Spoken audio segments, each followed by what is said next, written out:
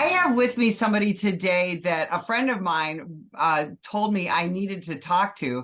So I looked her up and I realized that I already knew who she was. I have read, she's a prolific writer. I've read lots of her articles and I already knew about her. So I knew that you needed to meet her. Dr. Medina Baumgart, welcome to the show. Hi, thanks so much for having me.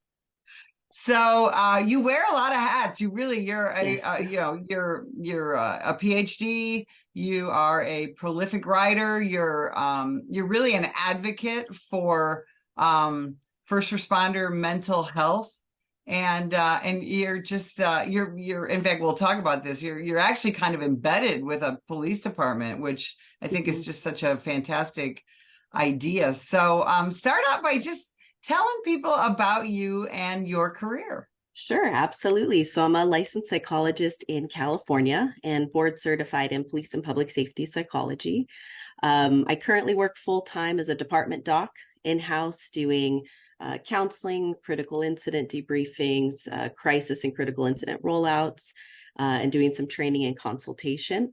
And then on the side, outside of work, I work with other agencies and police officers, really training them and teaching them about a variety of issues, writing articles on a bunch of issues related to law enforcement and first responder mental health. And because I'm married to a now retired police officer, I got invested in the topic of just understanding retirement and easing the adjustment for our police officers. You know, that's such a critical issue. And I'm a retired police officer. I'm also the wife of a retired police officer. So that is a very different aspect of a mental health because as you know, you probably hear this every day when you're at work. Cops, we all run around and go, oh, I can't wait till I retire. I can't wait till I retire. I'm going to do this. I'm going to do that. And then retirement, when you actually do what we call pull the pin, and you're retired, you kind of get hit in the head with a hammer. Like, Yes. what do I do now? Talk about that. Yes, absolutely. So that's my husband and I, and our relationship got hit with the hammer. He retired, and for the first couple of months, it was like vacation, right? Oh, this is great. He still had to wake up to an alarm clock because I'm still working. But he did really well for a couple of months, and I think it just started settling in, this oh, so this is what retirement is. Okay.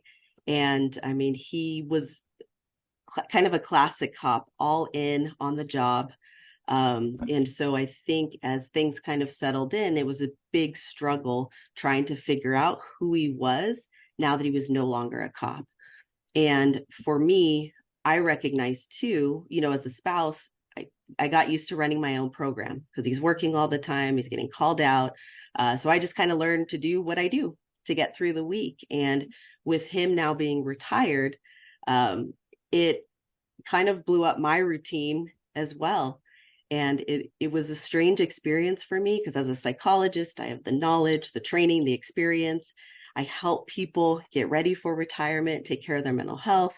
But when I found it to be impacting my husband and us personally, it was like all of that just went out the door. And I felt helpless and powerless, and I didn't know what to do. And so it took him a couple of years to kind of start coming out of that. And at that point, I handed him a notepad and I said, here, I want you to write down everything that you'd want your partners to know, that you'd want other cops to know. And he did that. And that was kind of the basis and foundation for me learning more about it and then bringing that info to other cops nearing retirement, their spouses especially. You know, it's not just the law enforcement profession. I think really in almost any profession, when Mhm. people get to that age and you're thinking about retirement, very often the idea of retirement is a lot more fun than the actual retirement, no matter your profession, isn't it? Yes, absolutely. You know, our profession is, you know, we're so grateful for people like you because these are topics that really weren't touched on um, 20, 30, 40 years ago, Mhm. certainly when I started, not just planning for retirement, but just even worrying about our mental health or our feelings. When I went to the police academy, we were told, don't talk about it at home, no matter what you Mhm. see, don't talk about it. Try not to think about it and let it go and get up and, go and see the next, day of horrors the Mhm. next day. That's changed Yeah. so much in the last couple of generations of police officers, hasn't it? Yes, absolutely. And I think too, I mean, a big credit to police officers themselves, the retirees who are actually having the courage to speak up and just talk about it. And that's Right, one of the because we things. didn't. Exactly. And that's one of the things that was helpful for me as a spouse, for my husband, is seeking to understand it, talking with other retirees and spouses and realizing, okay, we're not the only ones, you know. So you do a lot of writing on the brain, which is something that fascinates me Hmm. personally, because if we could, and the brain's hard to study because you got to have Hmm. an alive person to be Yes. able to study it. It's not like some of the other medical things that we study. Um, but you are very well versed in brain function, change in the brain, and brain trauma. Can you explain to people what EMDR is and similar therapies for trauma victims, for first responders, for what, not only what that is, but how it works and how it helps? Yes, absolutely. So the body and brain themselves, as human beings, we're pretty resilient. And so anytime we get an injury, whether it's a physical injury, a mental health injury, uh, we essentially have to give our body and brain the best opportunity to heal themselves. And it's kind of eliminating a lot of the obstacles. And for police officers and first responders, especially, that can be a difficult process to just kind of stay out of the way, right? And all of the tools in the training, suck it up, avoid it. All of these things kind of get in the way. And so with trauma, as the brain and body are trying to heal from this injury, that process can get stuck sometimes.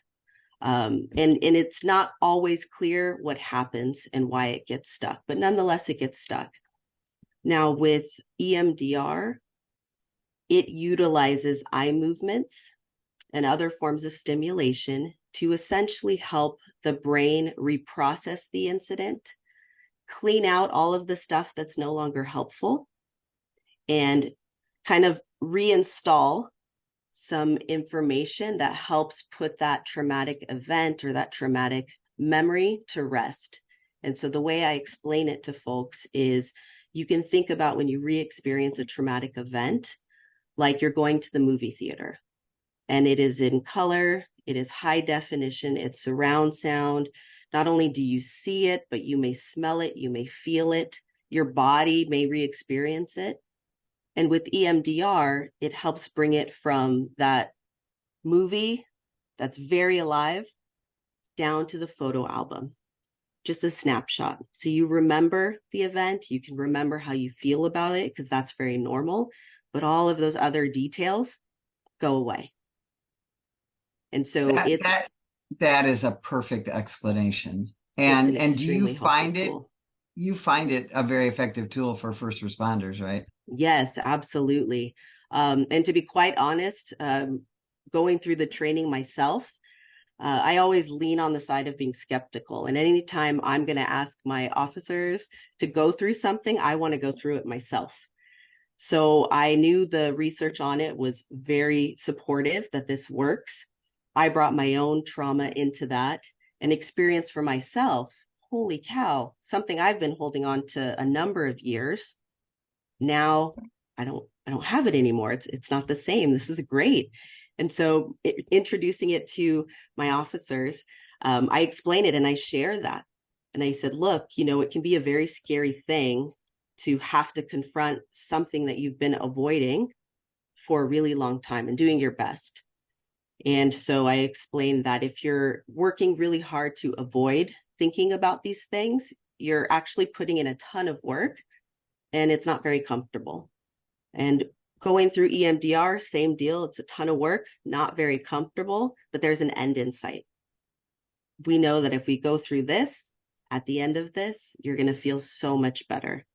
And working with folks towards the end of their careers, nearing retirement, into retirement, being able to help them resolve all of these things that have compounded throughout their career, and to see them feeling human again and able to interact with their environment again.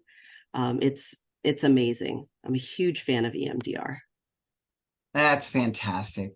And you're right there with your officers to be able to provide not just a therapy like EMDR, but all kinds of different things, including Mm-hmm. critical incident debriefings and things like that, which is so powerful. Again, to go back to just a couple of decades ago when an officer or a team of officers would experience a critical incident.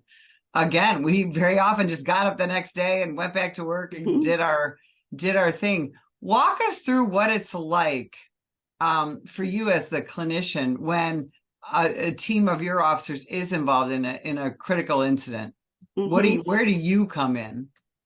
So it depends on the incident. So I sometimes respond in the immediate aftermath, typically with one of our peer supporters or our law enforcement chaplains. And at that point in the field, right after something like that, people's brains are still processing. So it's really about monitoring, providing them with their basic needs. Do you have to make a phone call? Do you need me to talk to anybody? Can I get you some water? Let's get you some food. And then it's also helping their partners, because sometimes they see their other partners struggling or dealing with the immediate aftermath, and they themselves feeling very helpless. And so it's being present. It's kind of walking folks through if their brains need to understand what to expect, giving them information to help their brain and body recover after the event as best as possible, what to do, things to avoid. And that's really the goal in the immediate aftermath. And then usually roughly 3 to 5 days later, having them in my office and walking through the critical incident debriefing. And we explain to them, this is not a therapy session. This is not a fitness for duty evaluation, meaning that my job isn't to determine if you're good to go back. It is really an opportunity to walk through the incident, walk through different reactions. I provide education that helps normalize a lot of these experiences and help them understand why these things are happening, and reinforce the natural resilience and coping ability that they have. And reassuring them not every critical incident is going to result in a post-traumatic stress injury. And you actually have a big role to play in how your brain and body recover. And here's the things that you need to do. After a serious traumatic event, it can feel very chaotic and out of control, especially with everything that pops up. And being able to provide some education to help them make sense of why things are happening tends to have a tremendous impact, because they no longer, the brain for cops, it's worst case scenario all the time, and so it's normal, because that skill's been reinforced. It's normal that when your body and your brain are now doing things that do not feel normal, that their brain goes to worst case scenario. And just really normalizing that experience, and then giving them the tools, and also occasionally bringing in a spouse to help them understand. It's so great to be a part of that, immediate aftermath all the way through, and then following up, a few weeks, months, anniversary dates, just to kind of check in and see how they're doing.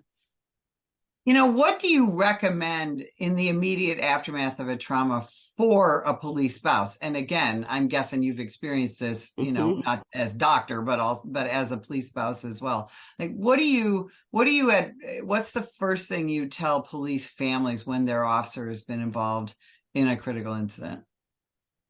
I normalize their experience, and how they feel. And so a lot of it tends to be the helpless powerlessness. We know our spouses, so they don't have to say anything. And we know that something's going on. And even for a lot of officers too, I'll tell them, as a spouse, I don't need to know the nitty gritty details. I just need to know, where are you hurting and how can I help? And if that means just sitting next to you, not saying a thing, but just being there so you're not going through it alone, I'll do that for you. If you want to talk about it, I'll listen. With spouses, I will tell them, it's important to get the body moving after something like that, because the body needs to essentially process out and work through the adrenaline dump and the cortisol and all of that stuff. So even just joining your partner on a walk. Hey, let's go for a walk. Hey, let's go to the gym. Let's go swimming. But doing something together as a family unit is so important. Things like making sure that they have water to drink, so their body's flushing out everything. Avoiding alcohol, paying attention to what you're eating, right? So a lot of sugars and crappy foods, might be what the body craves, but it's really not the best thing for the body in the aftermath. You And mean then just, alcohol? You mean beer, donuts, and coffee are not a good thing for us after yeah, trauma? yeah, that's going to make me not a fan to anybody listening.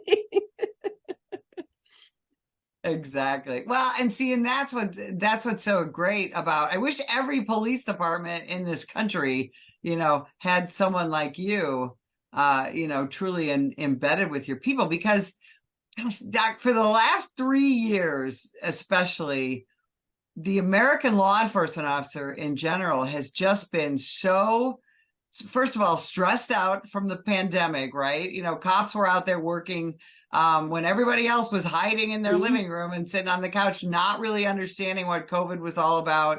Cops are still out being cops. A lot of them didn't even have protective equipment, things like that. We didn't really know, at that time what we were dealing with. And then, then we had the death of George Floyd, and then the riots and the vilification, the demonization of our entire profession, not just one police department, not just one police officer. What have you seen in the last 3 years that is different than what you saw from, in 2019 and before that? I think historically, the profession's gone through ups and downs, but they generally settle back. And what's been so unique is all of this, exactly what you said, everything, and it's just unrelenting and it's not stopping. And there's staffing shortages and they're having to work an insane amount of overtime. And so what you're seeing is not only the cumulative impact of sleep deprivation, of shift work, but you're also seeing the impact that it's having on their families and their relationships. Because when you have to work that much, you don't have time to see your family. You don't have time to stay connected. And so that tends to be a significant struggle. And a lot of our folks are losing their relationships because of it. And there's not a gosh darn thing they can do about it because they have to work. And so that kind of lends itself to almost this just defeated, like I have no control over this. I don't know when it's going to end. Seeing more depression, anxiety. What do you do to help them focus on any positives that are happening? So I will generally say, what's one good thing or two good things that happened to you today? And they don't have to be super fuzzy, fantastic things if everything's crappy right now, but what are a couple of things? And at the end of their day or their shift, I tell them to focus on those, even if the only thing you're focusing on is, I made it home today. I woke up today on the right side of the dirt, your family, all of these things, and focus on those. Focus on the last time you felt really happy or really relaxed and comfortable. Think about that stuff. And then teaching them how to strategically shift their body and their brain from one mode to the other. It's on the job. Your brain and body are wired to protect you. And the job doesn't really teach you how to shift out of that. And so, when you're physically exhausted, when you're mentally exhausted, how do you then shift gears? And so providing them with some of those techniques so that they then almost regain a little bit of control, that despite all of these obstacles, they're able to have some control over how their brain is doing, over how their bodies are doing.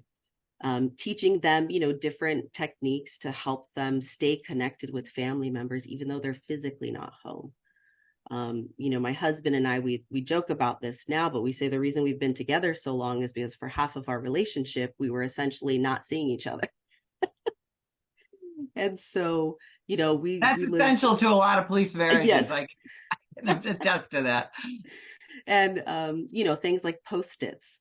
We started making games where we'd hide Post-its to see, where they could find it and try to make it as embarrassing as possible. Just different things like that maybe a lot of people don't think about, but they help you maintain that connection despite all of that. And then offering to talk to their spouses, offering to bring that aspect in. So that way on that end, they have that support that they need. But it's definitely challenging right now. Yeah, it absolutely is. And that's one of the reasons the National Police Association exists, is to support those officers and their families that are going through such difficult times. I tell you, I wish we had about another 3 hours to talk. But quickly tell people where they can find you if they want to connect. Sure, absolutely. I'm on LinkedIn. I'm on Instagram at Dr._Baumgart. And then on my website, www.drbaumgart.com. People can contact me directly through there. Thank you so much for spending time with us today. And if you would like more information about the National Police Association, visit us at nationalpolice.org. Ma'am, put the gun down! Put the gun down! Last year, law enforcement officers were involved in hundreds of thousands of use of force incidents. A use of force incident is when an officer must use nonverbal tactics to gain control of a dangerous situation. Put the knife on the ground. In many cases, officers have no choice but to use force when a suspect doesn't comply with a lawful order. Use of force is always ugly. No one likes it, especially police officers. Together, we can help de-escalate these dangerous encounters. Help police officers by complying with their lawful orders. Don't attack, attempt to disarm, or flee from an officer. Use of force is an officer's last option. Most incidents can be avoided by not resisting arrest. If you feel you've been wrongfully detained by a police officer, then seek a legal solution after the encounter has been resolved. Let's keep everyone safe. Comply now and complain later.